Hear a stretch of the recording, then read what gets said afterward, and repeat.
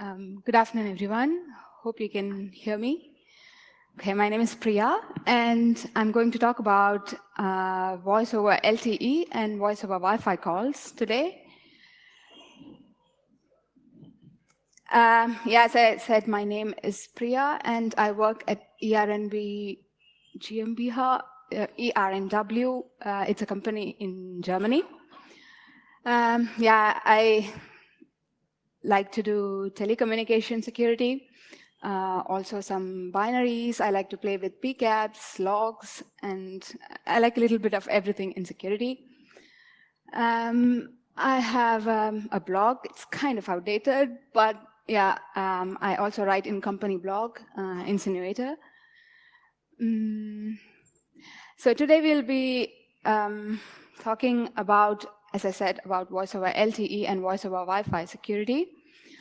I will give a very brief introduction and a background about the structure of the systems involved, and also some attacks on OpenIMS, which is an open source implementation of the IMS, or IP multimedia subsystem, which is the backend of VoLTE or voice over Wi-Fi.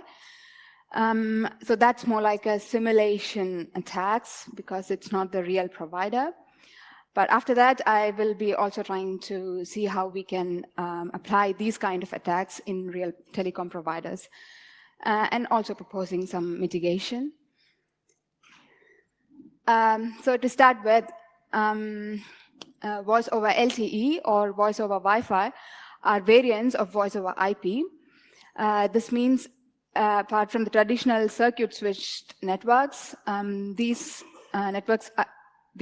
technologies are using packet switching, or in other words, the data is transmitted as packets like in the usual internet, like IP packets. And the backend is called IMS, or IP multimedia subsystem, which handles all the calling and all the IP-related functionalities. And it came for the first time, voice over LTE came in South Korea by SK Telecom and LG.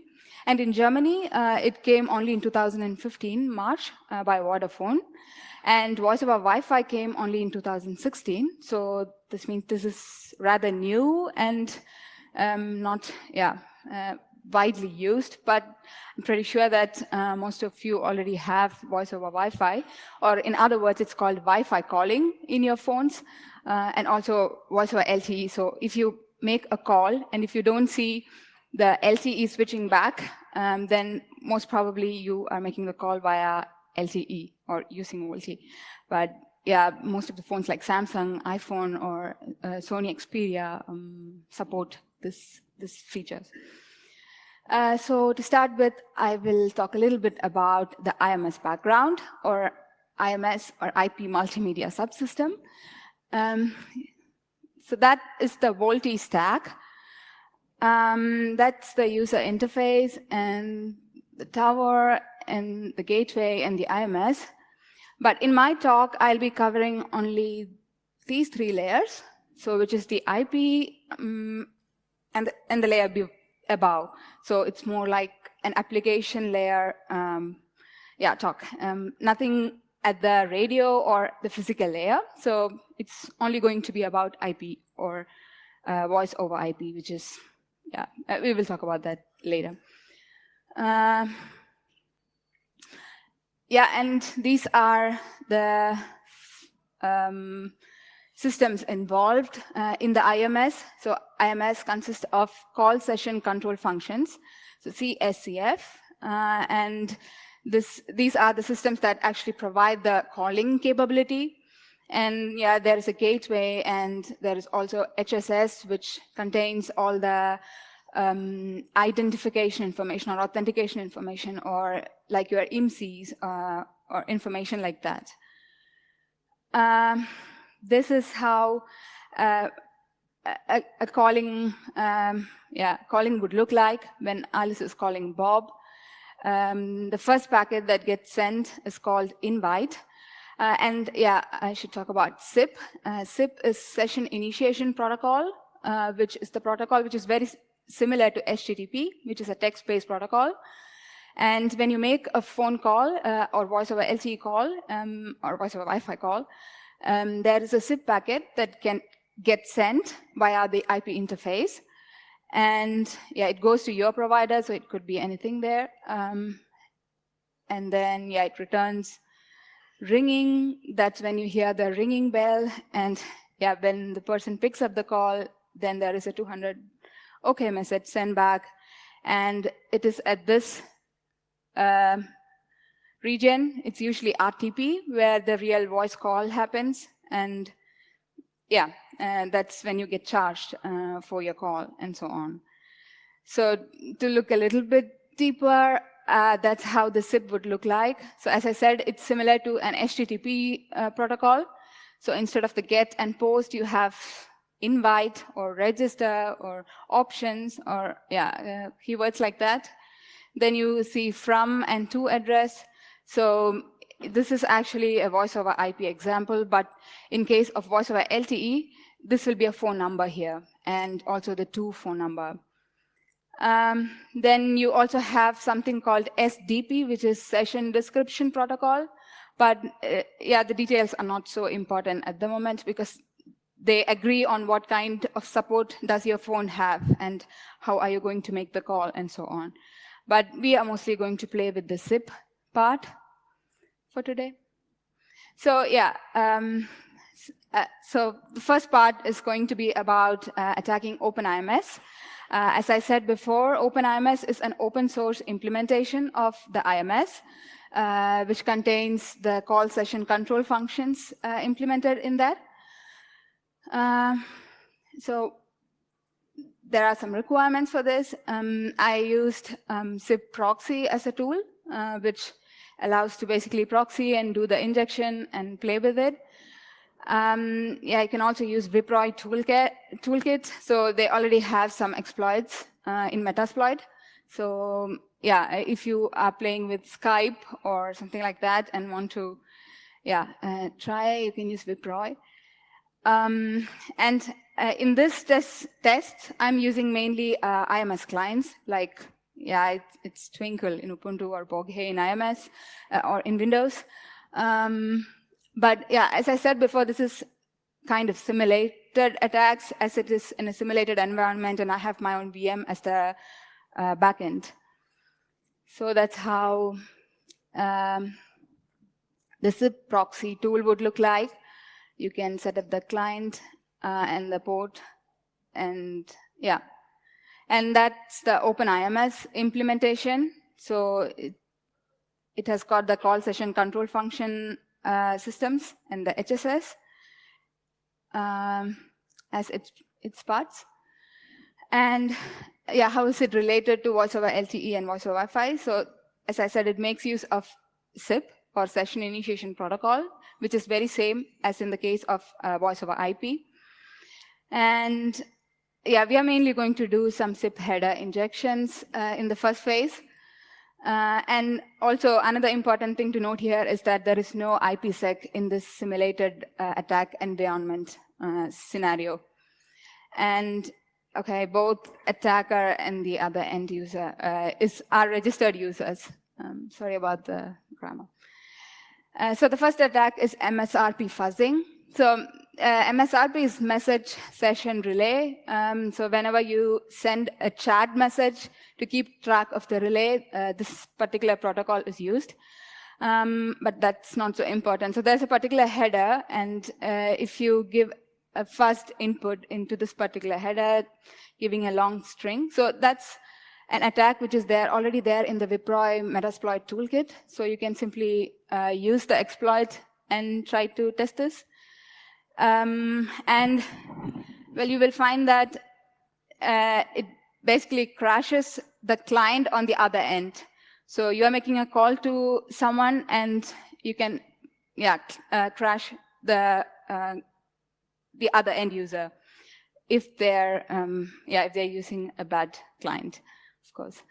So that was the first attack, which basically tries to do some fuzzing on the header. So that's the first attack which I wanted to talk. The second attack is related to location manipulation. So in the SIP header, there is a particular header called p-access network info. This basically defines which location are you in. So yeah, it contains these informations, which is mobile network code, mobile country code, local area code, and cell identifier. So these are integers, but this basically maps you to which exact location are you in right now. So your phone, when making a SIP call, contains this p-access network info, and an attacker can simply change this and put whatever value he or she needs. And this is not checked in the backend in case of OpenIMS. So as we see, when a modified p-access network info is sent, it is accepted by the IMS and forwarded to the other end. And there is no cross-validation with HSS, which is the backend data server, and for user location, which is used during initial registration of the phone. Yeah, and this can be used for evading lawful interception techniques. Another interesting attack is roaming information. So there is another header called p-visited network ID. So this header field is not supposed to be coming from the user end. It is added only at the access point layer. But if an attacker tries to put this header already from the user end, inject this header, yeah, we found that at the OpenIMS side, on the other side, the fake domain is not removed, but instead just the original one is added in the later. So, well, basically, it also depends how the charging functionalities of a particular provider is implemented. But if it's not implemented properly, an attacker can make use of making his roaming calls as local calls just by changing, yeah, this header values. Well, yeah, and then SIP is also an extensible protocol, so you can add additional headers.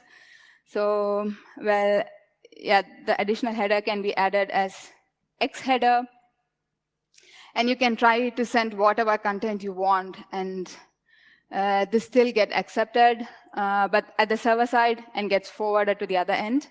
So, yeah, this is an extra header, and you could simply send that. So in the first phase, we did some simulation attacks with OpenIMS as our backend, and yeah, as we saw, there was a fuzzing attack, there was a user location manipulation, there was another roaming information manipulation, or trying to put extra header injection. So yeah, to understand this is more like a man-in-the-end attack. So the user, a registered user itself, is the attacker in that end. And all these attacks were done with without IPsec. Well, these are not the only attacks. There are more obvious attacks possible, like spoofing, injection. So if there are XML entities used, XML or SQL, or trying denial of service, or fuzzing, as we saw. So these are the kind of attacks which is already there in the voice over IP field, or in this area. Now we are trying to see how what is the current state, and how can I use this knowledge for attacking the telecom providers. So yeah, in this case, it was not as easy to do injection attacks, but because there is IPsec in place. So, and you don't have the keys for the IPsec. So in case of real providers, that is the first target for me. If I want to do some sniffing or injection, I need to get the IPsec keys. So in this, testing, I had voice over LTE or voice over Wi-Fi enabled SIM cards. So not all SIM cards support that. So first of all, you need to have supported SIM. And I also used SIM trace hardware. This is by Osmocom and not Osmocom, I forgot.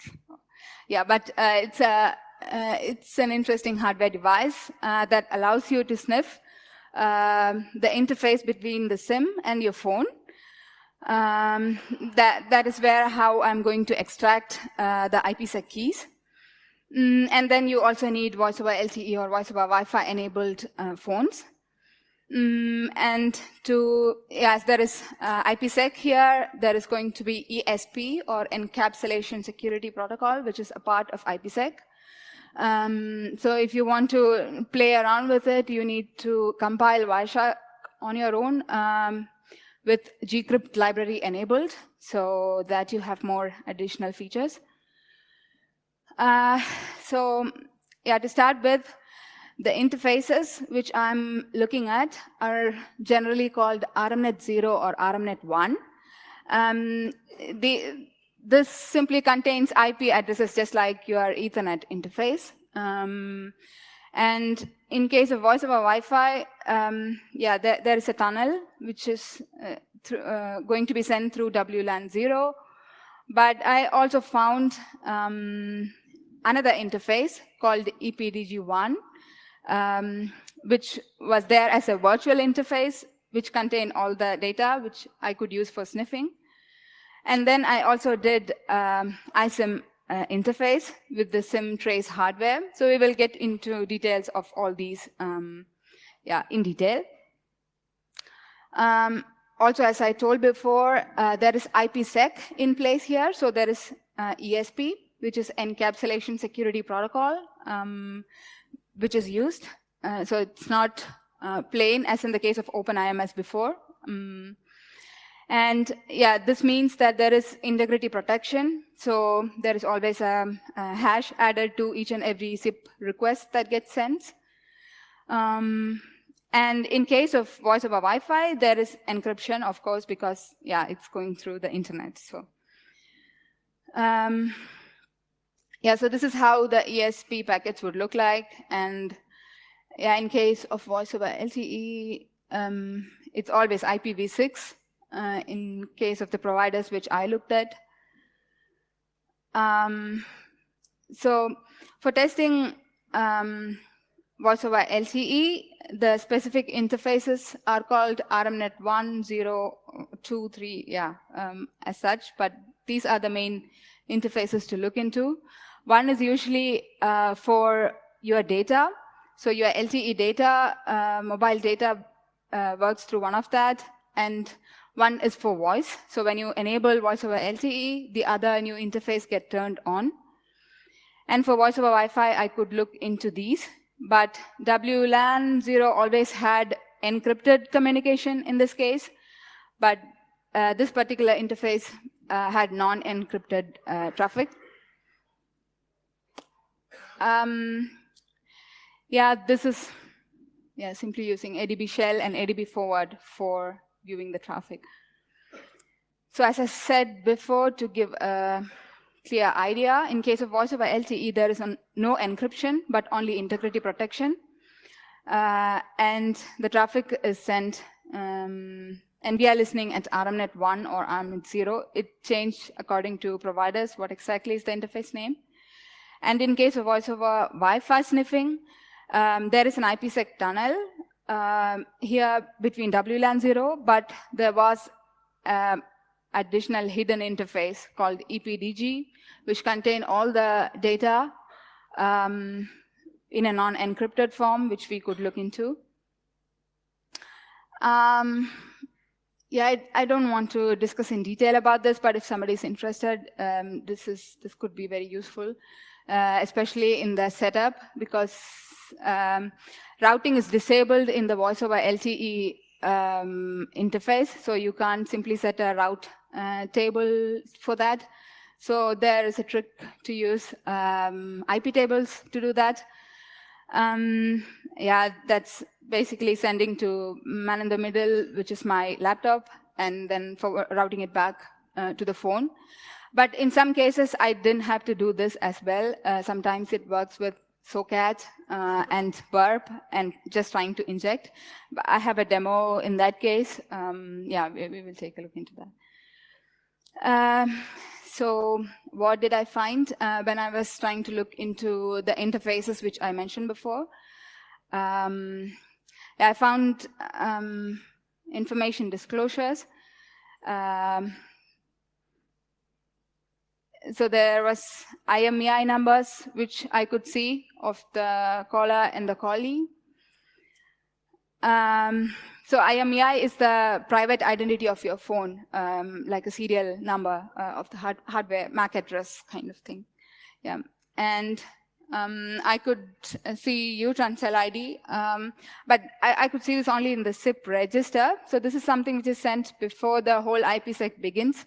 And yeah, if there is something like a fake base station or something, yeah, that can lead to leaking of this. But there were other cases where we were able to see the location information of a caller getting leaked at the callee side, which is bad. But yeah, I just rechecked this yesterday, but that is not there right now. So yeah. Yeah, the callee end, yeah, there is still IMEI numbers.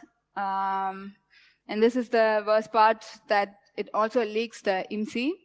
IMSI is the private identity of your SIM card. So your SIM card has a public identity, which is your phone number, and a private identity, which is used for authentication at the back end.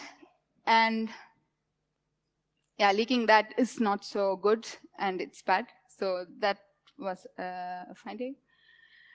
And there were some private IPs of the IMS, but that's not of high security implication, as I see. So we have some information disclosures, but I wanted to see how I can get the IPsec keys, and so that I can do some kind of injection, because yeah, there is integrity protection in each and every SIP packet that gets sent. So if I want to inject something, then I have to generate my own hash of the packet. So I use SimTrace, and this is how it would. So it will basically listen at the interface in the SIM. It's called the iSIM interface, and gives you, yeah, a payload of whatever it sees, just like that. Yeah, we kind of broke that device, and that was with S7, but it's much more easier with Samsung S6. So you just take out the SIM and put that in this hardware, and then connect the yeah,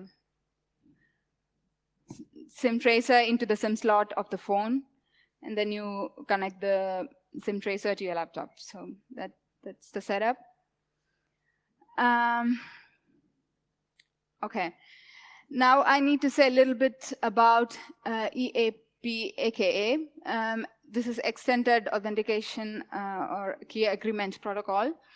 So this is the main protocol which is used for authenticating your SIM card with your provider. And how this works is the server would send you a challenge, a random challenge, and also, so that's called the RAND, and also an authentication value of the server to you. And the peer or the user end, based on the challenge, which is the RAND that is sent, it generates a response, which is the RES. And it also generates the session key, and that's the interesting point for us. Okay, so the session key consists of CK and IK, which is ciphering key and integrity key, and that's what we are going to look at. With the SIM tracer hardware dump, which we got before, when I put that in Wireshark, I could dump that as a PCAP and try to put that in Wireshark. I see that, sorry. yeah, I see that as GSM algorithm and authenticate and a get response packet right there. And I was able to see the RAND and authentication values and also the IK and CK in there. But it was not parsed properly, so Wireshark couldn't read it. So I had to check up the specifications, and I wrote a Wireshark dissector myself to get the CK and IK out of that. And I also wanted to check if this itself is the key which is used in sending the ESP packets, which we actually see in the RMNet or WLAN or EPDG interfaces, which I was talking about before. So when you give a wrong key, it would tell you it's incorrect. And I just need to set up SA or security association and give them what is the algorithm. And this is the key which I extracted. So this is for authentication. So this is the IK part. And I provided that it's the authentication. And I was able to see that Wireshark detected that this is the right key which is used. To give a summary, we saw that we tried to sniff at the different interfaces of VoLTE and voice over Wi-Fi. And we found information leaks like IMEI and IMSI and private IPs. And then we tried to look at the ISIM interface, and then wrote a Wireshark parser and got the IK and CK. And we also did the validation with the Wireshark gcrypt library to see if this key is itself used. Overall we had some attacks in OpenIMS and also looked at current providers and what they have. This is what we discussed right now, that we extracted the CK and IK. Maybe I'll show a demo right now, which is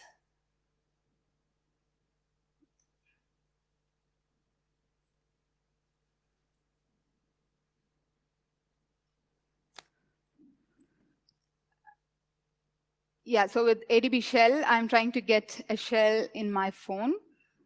It's a rooted phone. And that is the interface, RMNet 0, how you see that. So in case of voice over Wi-Fi, you will also see EPDG1 and also RMNet 1 and more of those. I'm simply trying to do TCP dump and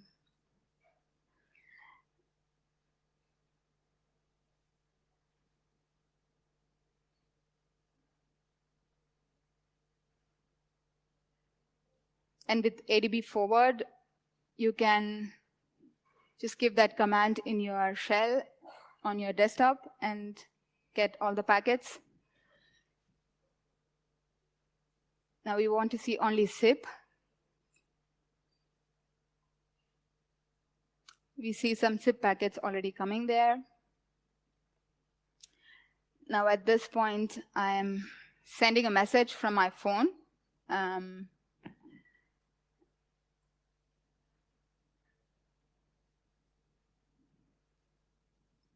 So you can also make a call, and that will also be there. Now we see the SIP invite packets. And then you can see that your phone number and this is how it looks like.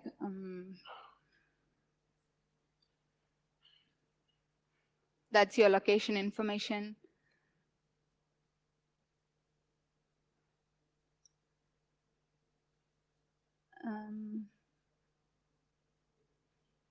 Yes, that's also the server response in blue. And that's the message which I sent in my phone.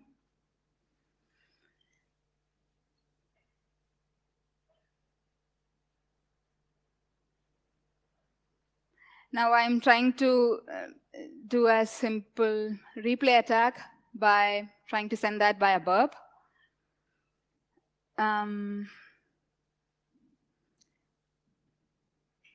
Yeah, just changing the content. And I haven't tried a lot of injection in this right now, but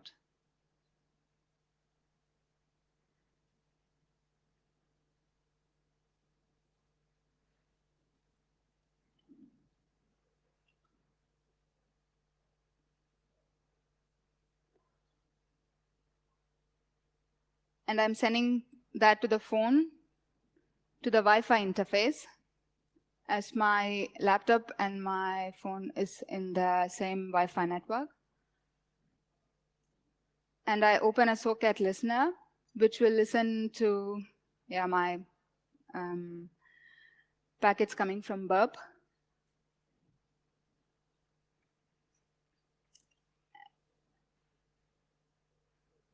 Now, this is the most simplest setup, but this may not work like this always. Sometimes you have to use IP tables, like the list of rules, and do post forwarding and pre-routing.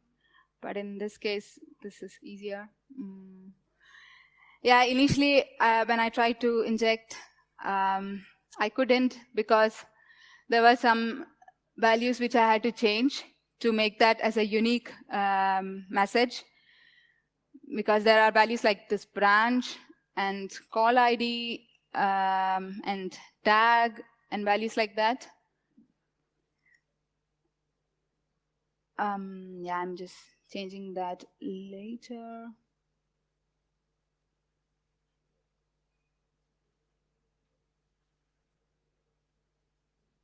To another random value so that it appears unique.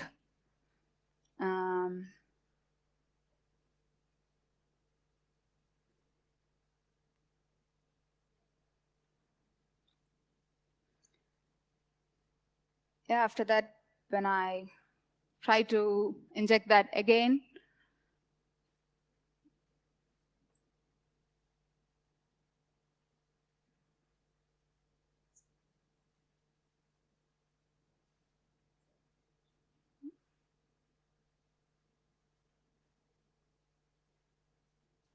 then I got a successful response from the server. So the message basically got sent and it got accepted on the other side. Yeah, I mean, that's it.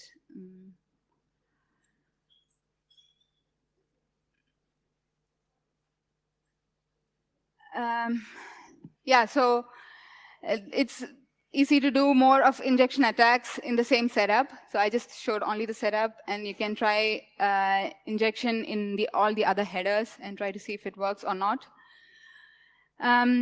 So the mitigation for these kind of injection attacks towards the IMS server, the first basic policy is never trust the user end. So never assume that having IPsec will solve all the problem of injection, because I mean, it's easy to get the IPsec keys and do injection attacks.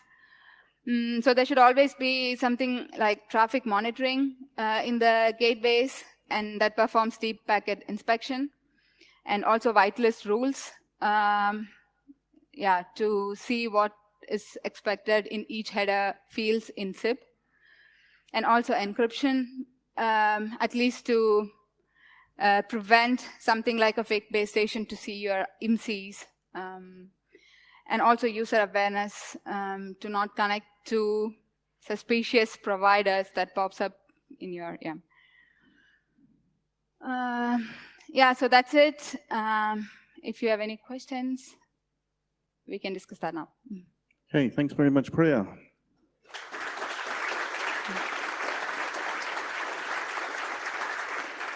So, any questions? Any people taking lots of photos of the stuff there? Any questions in the room? Okay, everybody wants to get to the donuts, I can see. Hackers donuts. Who ordered those things? Okay, well, Priya's here, and I'm sure she'll be very happy to talk to you guys, talk to everybody outside if necessary. So, get the donuts.